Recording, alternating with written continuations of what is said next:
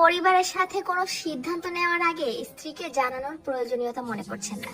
প্রায় প্রায় সবার সামনে অপমান করে বসেন, ছোট করে কথা বলেন।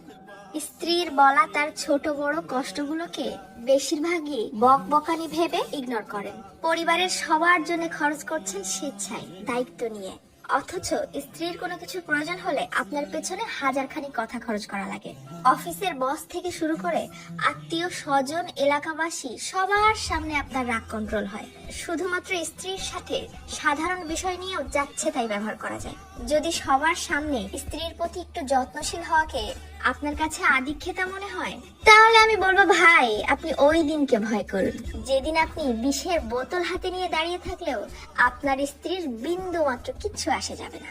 কারণ কোনো মেয়ে কিন্তু পেটের দায়ে বিয়ে করে না যে আপনি 3 বেলা ভাত কাপড় দিচ্ছেন আর আপনার ডিউটি শেষ।